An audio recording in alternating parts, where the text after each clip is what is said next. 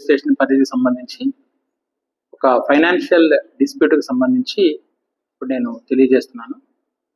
రావి మురళీమోహన్ అనేటువంటి ఒక ఎన్ఆర్ఐ వాళ్ళ తాలూకా ఒక ప్రాపర్టీ సాయి కార్తిక్ సెంటర్ అనేటువంటిది చిలకలూరుపేట టౌన్లో ఉండడం జరిగింది. ఆయనకు లోకల్గా ఉన్నటువంటి కొంతమంది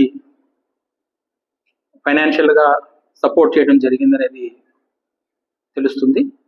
వాళ్ళ మధ్య ఉన్నటువంటి ఈ ఫైనాన్షియల్ డిస్ప్యూట్ సంబంధించి గొడవలు జరుగుతూ ఉన్నాయి.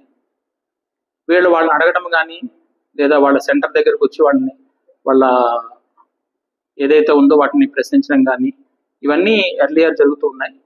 వాటికి సంబంధించి పోలీస్ దగ్గర పిటిషన్స్ అనేటువంటివి బేసికల్గా వాళ్ళ తాలూకు ఫైనాన్షియల్ డిస్ప్యూట్ని క్లియర్ చేసుకోవడానికి పోలీస్ పరంగా కొన్ని కేసెస్ని క్రియేట్ చేయడం కానీ కొన్ని కేసెస్ని పెట్టడం కానీ లేదు సింపుల్గా బేస్లెస్ ఎలిగేషన్స్ పోలీస్ మీద చేయటం కానీ ఒక ఎన్ఆర్ఐగా ఉంటూ అక్కడ నుంచి ఇక్కడ ఉన్నటువంటి వ్యవస్థలను తప్పు పట్టడం కానీ సోషల్ మీడియాలో ఏది పడితే అది ఎలా పడితే అట్లాగా చేయడం జరిగింది. దీనిలో క్రమంగానే ఆయన 7 రిట్ పిటిషన్స్ని వేయడం జరిగింది. 4 కంటెంప్ట్ కేసెస్ వేస్తున్నారు. ఈవెన్ హెబియస్ కార్పస్ కూడా అందులో వేయడం జరిగింది. వీటన్నిటినీ కూడా మేము హైకోర్టులో ప్రాపర్ ఇన్స్ట్రక్షన్స్ ఫైల్ చేసి వాస్తవాలు ఏమైతే ఉన్నాయో వాటిని పోలీస్ తాలూకు రోల్ ఎంతవరకు ఉండాలో అంతవరకు మేము ఇన్స్ట్రక్షన్స్ కూడా ఫైల్ చేయడం జరిగింది. వాటిలో 3 కేసెస్ని ఆల్రెడీ క్లోజ్ చేయడం కూడా జరిగింది. ఈ సందర్భంగా నేను తెలియజేసేది ఏంటంటే ఎన్ఆర్ఐగా ఉంటున్నటువంటి మీరు అన్నెసరీగా ఇట్ ఈస్ అవర్ ల్యాండ్, ఇక్కడ సిస్టమ్స్ ఉన్నాయి.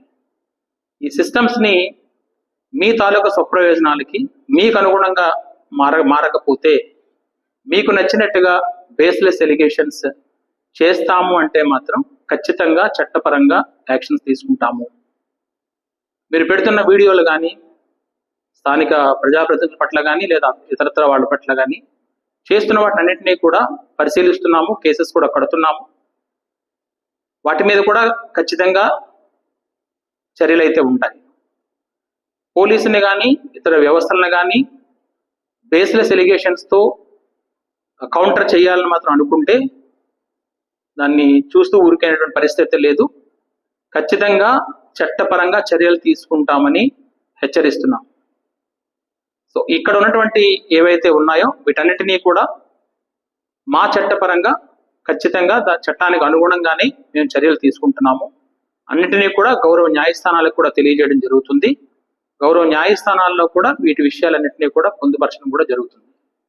సో మరొకసారి మీకు తెలియజేస్తున్నాము, మీ యొక్క సమయాన్ని అన్నెసరీ ఎలిగేషన్స్తో వెచ్చించి మా యొక్క విలువైన సమయాన్ని కానీ ఇతర సంస్థల తాలూకా సమయాన్ని కానీ వృధా చేయొద్దు.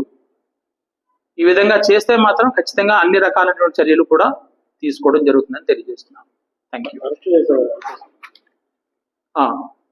ఇన్వెస్టిగేషన్లో మనకి ఫ్యాక్ట్స్ ఏమైనా వస్తే చట్టపరంగా ఏ చర్యలు ఉంటే ఆ చర్యలన్నీ కూడా తీసుకుంటాం.